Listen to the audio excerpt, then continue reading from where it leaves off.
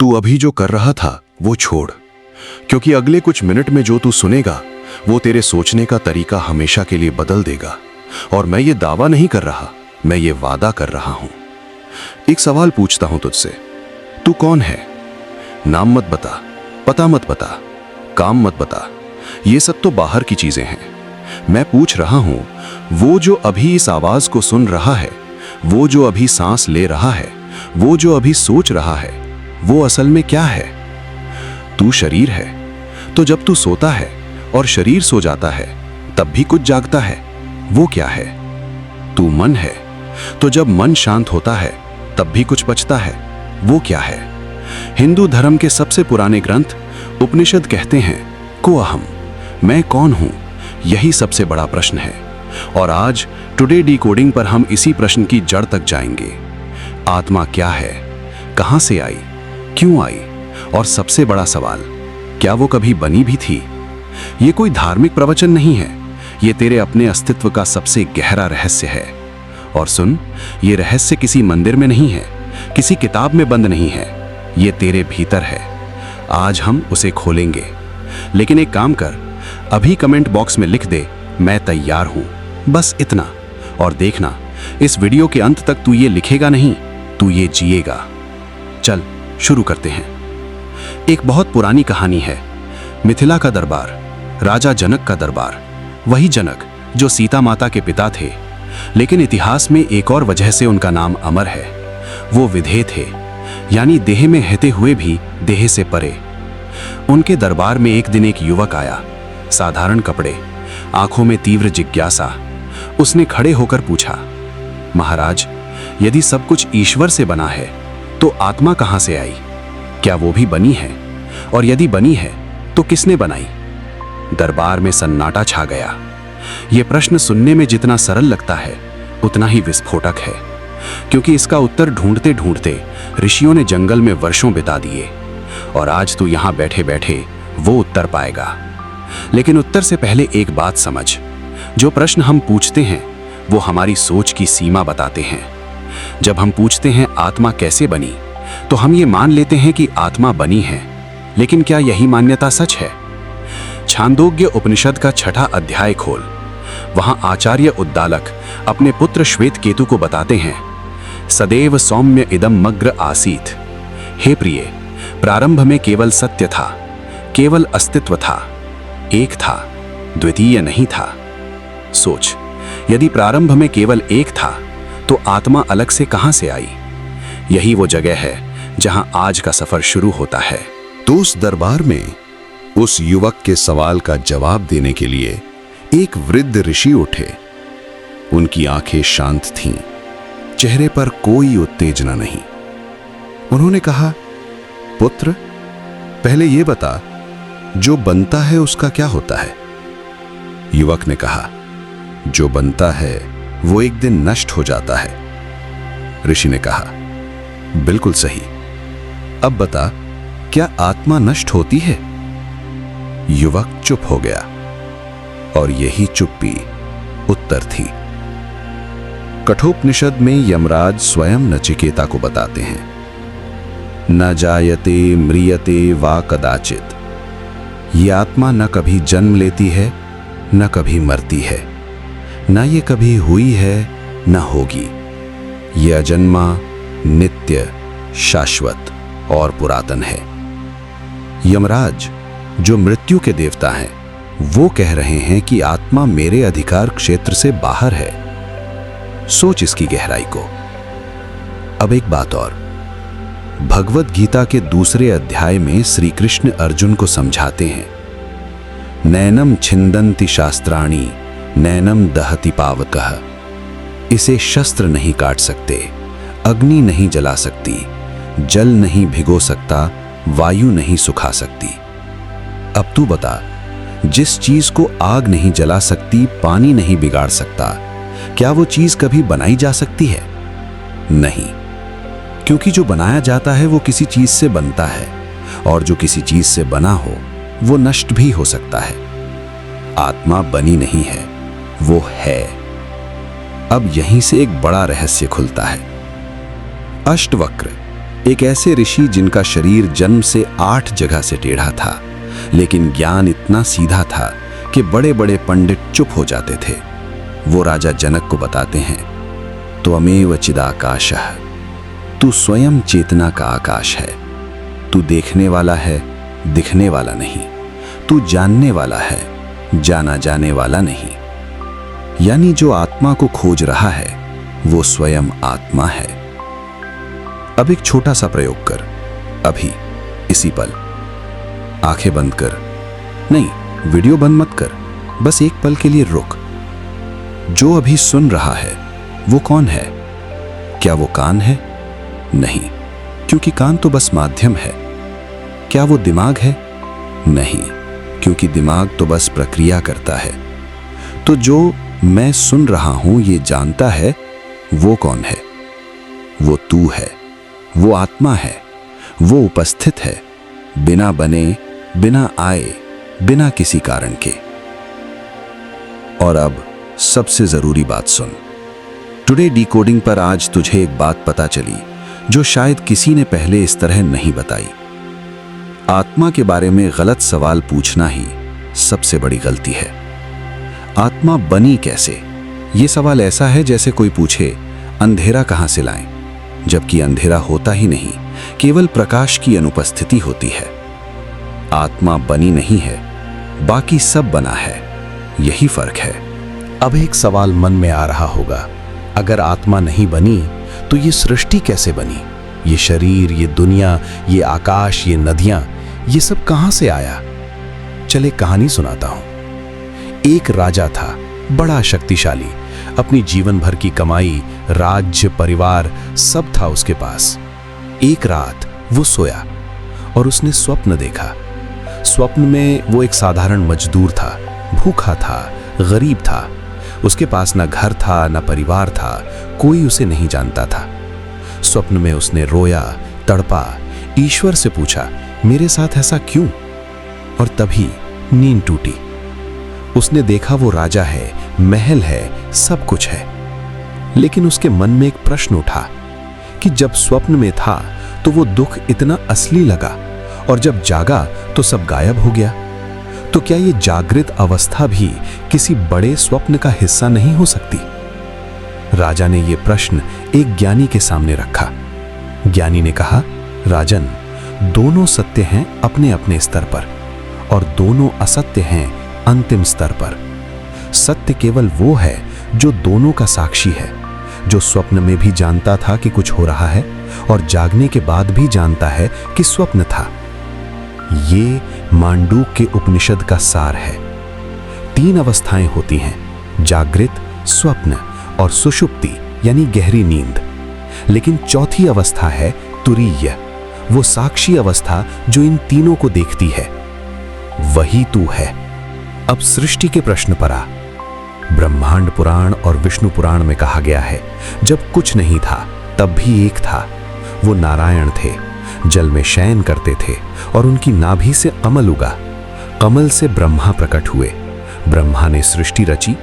लेकिन एक जिज्ञासु पूछेगा, ब्रह्मा से पहले विष्णु, विष्णु से पहले क्या? यहीं पर वेद रुकते नहीं, आगे जाते हैं। ऋग्वेद के नासदीय सूक्त में, जो शायद मानव इतिहास का सबसे दार्शनिक श्लोक है, कहा गया है, ना सदासी तदानीम, न सत था न असत था, न आकाश था न आकाश से परे कुछ था। क्या था? किसने ढका था? किसने जाना था? और अंत में वेद स्वयं कहते हैं, को अद्धा वेद क इह प्रवोचत। कौन जानता है? कौन बता सकता है? ये वेदों की विनम्रता है। वे कहते हैं जो परम सत्य है उसे शब्दों में पूरी तरह नहीं बांधा जा सकता।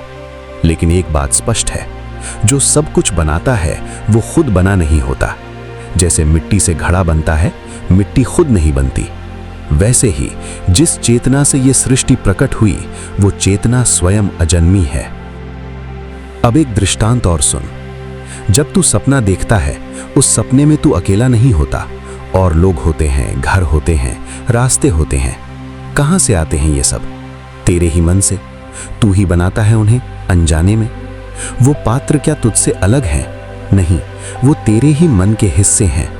ठीक ऐसे ही ये सृष्टि उस परम चेतना का विस्तार है। वो चेतना बन नहीं गई, उसने खुद को प्रकट किया और तू उस प्रकटीकरण का एक बिंदु है। लेकिन बिंदु होते हुए भी तू उस पूरे समुद्र से जुड़ा हुआ है।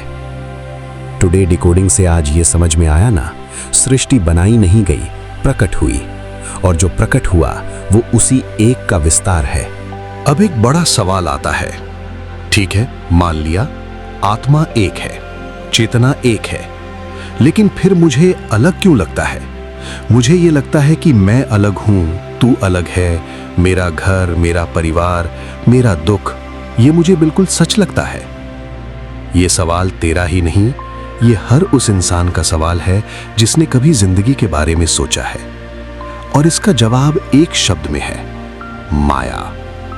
लेकिन माया को गलत मत समझना। अक्सर लोग सोचते हैं माया मतलब सब झूठ है, माया मतलब दुनिया बेकार है, माया मतलब सब छोड़ दो। नहीं, माया का असली अर्थ है वो शक्ति जो एक को अनेक दिखाती है, जो सत्य पर एक परत चढ़ा देती है। शंकराचार्य ने विवेक चूड़ामणि में लिखा है, माया अनादि विद्या, माया अनादि अज्ञान है, न सत न असत, वो अनिर्वचनीय है। यानी माया को पूरी तरह परिभाषित नहीं किया जा सकता, वो है भी नहीं भी है। एक बहुत प्रसिद्ध दृष्टांत है उपनिषदों में। अंधेरे में एक व्यक्ति रास्ते पर चल रहा था, सामने एक रस्सी पड़ी थी। उसने देखा और चीख उठा, सांप। उसका दिल जोर से धड़कने लगा, पसीना आ गया, वो वहां से भागा। किसी ने दीपक जलाया, प्रकाश में देखा रस्सी थी। अब सोच, उस व्यक्ति का डर क्या झूठा था? नहीं, उसका डर बिल्कुल असली था। दिल की धड़कन असली थी, पसीना असली था, लेकिन सांप वो नहीं था। यही माया है, अनुभव असली, आधार गलत। तेरा दुख असली है, तेरा प्रेम असली है, तेरी तकलीफ असली है, लेकिन जिस मैं को ये सब हो रहा है वो क्या उतना ही असली है जितना तू समझता है? अब रामायण का एक प्रसंग याद कर। जब श्री राम, लक्ष्मण और सीता माता वनवास में थे, तब मारीच ने सोने के हिरण का रूप लिया। सोचो, सोने का हिरण होता है क्या ऐसा? नहीं, असंभव है। लेकिन सीता माता ने देखा और मन मोहित हो गया। उन्होंने श्री राम से कहा, इसे ले आओ। श्री राम जानते थे ये माया है, लेकिन लीला चलनी थी, और उसी एक भ्रम ने पूरा इतिहास बदल दिया। ये माया की शक्ति है, एक चमक, एक आकर्षण, और मनुष्य अपना सब कुछ भूल जाता है। अब अपनी जिंदगी में देख, कितनी बार एक सोने के हिरण ने तुझे असली चीजों से दूर किया। कितनी बार एक चमकती हुई चीज के पीछे भागते भागते तूने वो खो दिया जो सच में कीमती था। ये माया का खेल है, और इस खेल को कौन देख रहा है? तू। यानी तेरे भीतर कुछ है जो माया से परे है, जो देख रहा है, जो जान रहा है, वही आत्मा है। अब एक और उदाहरण, एक दर्पण। दर्पण में तू अपना प्रतिबिंब देखता है। क्या वो प्रतिबिंब तू है? नहीं, वो केवल प्रतिबिंब है। लेकिन यदि कोई बच्चा अपने प्रतिबिंब को ही असली समझ ले तो वो उससे डरेगा, हंसेगा, बात करेगा। जब तक ये भ्रम रहेगा तब तक ये सब चलता रहेगा। जैसे ही वो समझे कि ये केवल प्रतिबिंब है, सब समाप्त। यही संसार है, यही माया है। और टुडे डिकोडिंग पर आज तुझे एक बात याद दिलाई जा रही है, तू प्रतिबिंब नहीं है, तू दर्पण के सामने खड़ा है। अब सबसे गहरी बात पर आते हैं। यदि माया है, यदि संसार एक प्रकार का भ्रम है, तो फिर ये मैं कौन है? ये जो मुझे लग रहा है कि मैं हूं, ये कहां से आता है? अष्टावक्र गीता, जो भारत के सबसे दुर्लभ और गहरे ग्रंथों में से एक है, उसमें अष्टावक्र मुनि राजा जनक को बताते हैं, साक्षी चेतनः स्वतंत्रश्च। तो साक्षी है, चेतन है, स्वतंत्र है। बस 3 शब्द, लेकिन इन 3 शब्दों में पूरे वेदांत का सार है। साक्षी यानी देखने वाला। सोच, जब तू खुश होता है तो क्या तू खुशी है या तू खुशी को देख रहा होता है? जब तू दुखी होता है, क्या तू दुख है या तू दुख को जान रहा होता है? जब तू गुस्से में होता है तो गुस्सा है या तू गुस्से को अनुभव कर रहा होता है? ये बहुत सूक्ष्म फर्क है, लेकिन यही सबसे बड़ा फर्क है। जो चीज को जानता है वो उस चीज से अलग है। तू दुख को जानता है इसलिए तू दुख नहीं है। तू खुशी को देखता है इसलिए तू खुशी नहीं है। तू वो है जो इन सब को देखता है, शांत, अडोल, निरपेक्ष। यही साक्षी भाव है। रामायण में हनुमान जी का एक बहुत प्रसिद्ध प्रसंग है। जब वो लंका की ओर समुद्र पार करने निकले तो वो रुक गए थे। उन्हें अपनी शक्ति का स्मरण नहीं था। जामवंत ने उनसे कहा, हे पवन पुत्र, तेरी शक्ति तुझ में ही है, तो ये भूल गया है। और जैसे ही स्मरण हुआ, हनुमान जी ने विशाल रूप धारण किया। वो समुद्र पार कर गए। शक्ति बाहर से नहीं आई, अंदर से जागी। ठीक यही स्थिति तेरी है। तू ये नहीं जानता कि तू कौन है, इसलिए भटकता है। जैसे ही ये स्मरण होगा, सब बदल जाएगा। अब एक और गहरी बात। भगवत गीता के 13वें अध्याय में श्री कृष्ण क्षेत्र और क्षेत्रज्ञ की बात करते हैं। क्षेत्र यानी शरीर, मन, इंद्रियां, सब कुछ जो बदलता है। क्षेत्रज्ञ यानी वो जो इस सब को जानता है। श्री कृष्ण कहते हैं, क्षेत्रज्ञम चापिमाम विद्धि, उस क्षेत्रज्ञ को मुझे जान। यानी वो साक्षी, वो जानने वाला, वही ब्रह्म है, वही परमात्मा है और वो तेरे भीतर है। अब एक प्रयोग कर, अभी एक पल के लिए सब कुछ छोड़ दे। नाम छोड़, रिश्ते छोड़, काम छोड़, चिंताएं छोड़। बस एक बात पर ध्यान दे, मैं हूं। ये जो मैं हूं का अनुभव है, यही तू है। बाकी सब बाद में जुड़ा, नाम जुड़ा, रिश्ते जुड़े, पहचान जुड़ी, लेकिन मैं हूं ये सबसे पहले था। और ये मैं हूं, यही आत्मा है, यही ब्रह्म है, यही सत्य है। टुडे डिकोडिंग पर आज तुझे एक बात पता चली, तू वो है जो देखता है, न वो जो दिखता है। अब कमेंट में लिख साक्षी, बस यही एक शब्द, और देखना ये शब्द तेरी जिंदगी बदल देगा। अब एक बड़ा प्रश्न, यदि आत्मा पहले से मुक्त है, यदि वो साक्षी है, शाश्वत है, तो फिर बंधन कहां से आया और मुक्ति किससे? ये प्रश्न महाभारत में भी आया था। एक बार युधिष्ठिर ने भीष्म पितामह से पूछा, पितामह, मनुष्य बंधन में क्यों है? भीष्म ने कहा, राजन, मनुष्य अपने मन के कारण बंधन में है और अपने मन के कारण ही मुक्त हो सकता है। यह सुनकर साधारण लग सकता है, लेकिन यह गहरा सत्य है। बंधन बाहर नहीं है, बंधन तेरे विचारों में है। अष्टावक्र गीता में अष्टावक्र कहते हैं, मुक्ति मिच्छसि चेत तात। हे प्रिय, यदि तू मुक्ति चाहता है तो विषयों को विष की तरह त्याग। क्षमा, सरलता, दया, संतोष और सत्य, इन्हें अमृत की तरह ग्रहण कर। लेकिन फिर वो एक और बात कहते हैं जो और भी गहरी है, न त्वम देहो न ते देहो।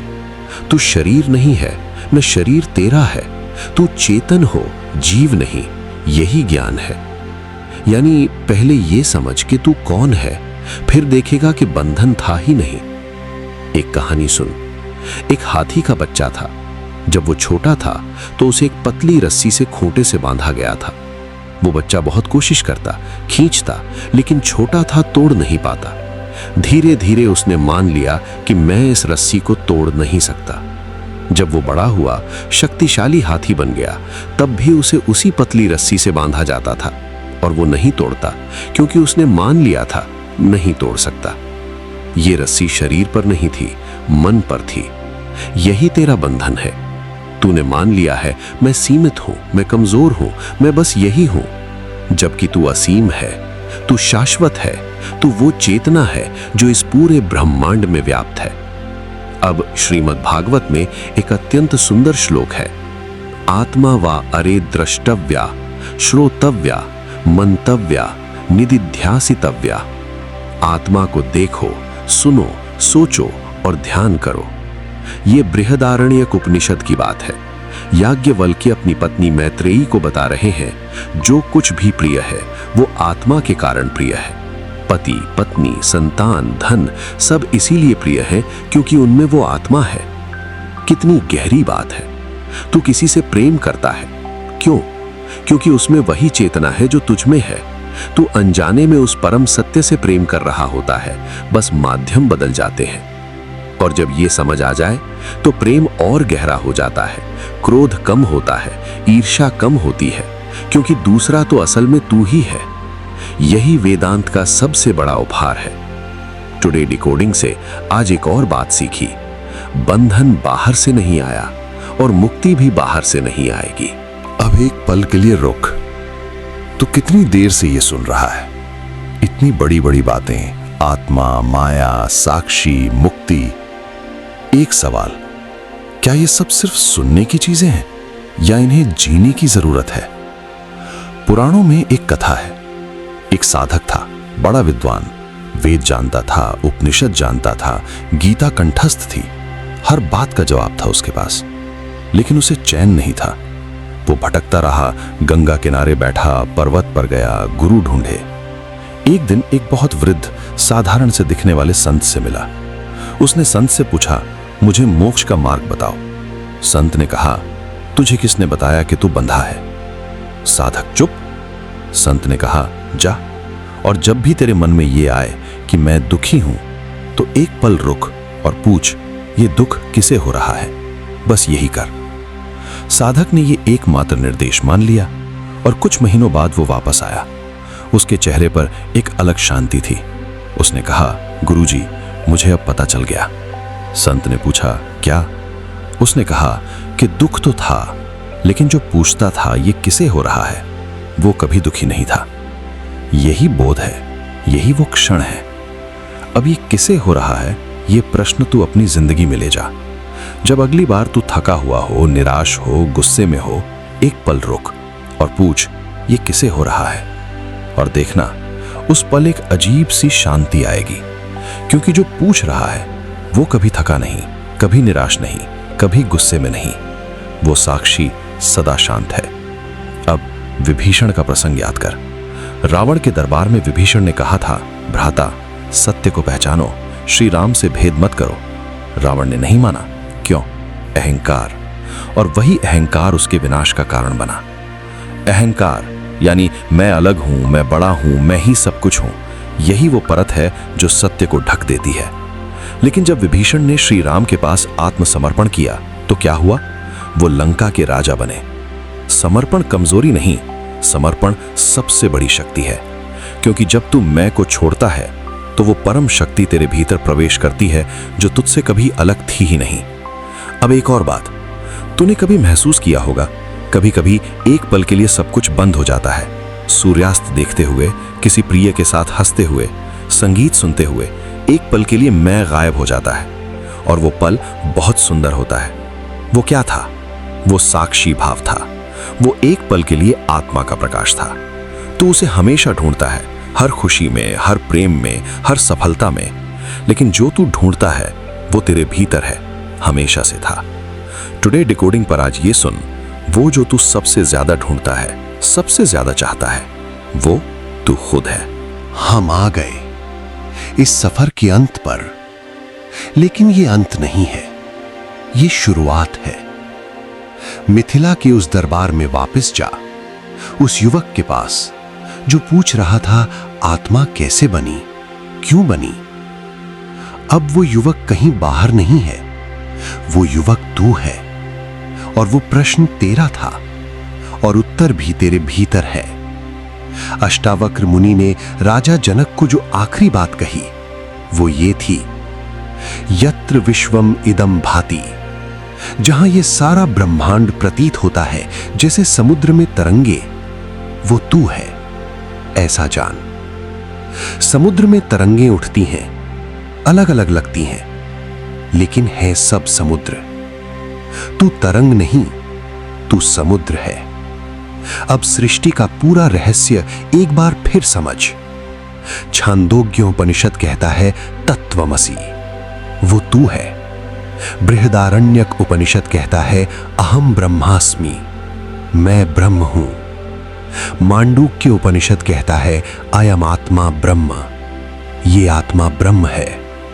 तैत्तिरीय उपनिषद कहता है अहम ब्रह्म, मैं ब्रह्म हूं। ये चारों महावाक्य हैं, 4 वेदों का सार, और सबका एक ही निष्कर्ष, तू वही है जिसे तू ढूंढ रहा है। आत्मा नहीं बनी, वो थी, है और रहेगी। शरीर बना, मन बना, संसार प्रकट हुआ, लेकिन जो इन सबको जान रहा है वो अजन्मा है, और तू वही है। अब एक आखिरी कथा। एक बार एक साधक ने ईश्वर से पूछा, तुमने मुझे क्यों बनाया? ईश्वर ने कहा, मैंने तुझे नहीं बनाया, मैंने खुद को तेरे रूप में प्रकट किया। साधक ने पूछा, तो क्या मैं ईश्वर हूं? ईश्वर ने कहा, जब तू मैं कहता है उसमें कौन है? साधक चुप हो गया, और उस चुप्पी में उत्तर था, राजन, आत्मा कैसे बनी? नहीं बनी, वो थी। आत्मा क्यों बनी? क्योंकि ये प्रश्न ही गलत है। जो बनने से परे है, उसके क्यों का जवाब शब्दों में नहीं होता, वो जवाब अनुभव में होता है, और वो अनुभव तेरे भीतर है, अभी, इसी पल। बस एक काम कर, वो जो पढ़ रहा है, सुन रहा है, सोच रहा है, उसे एक पल के लिए देख। वो देखना वही आत्मा है, वो देखना वही सत्य है, और वही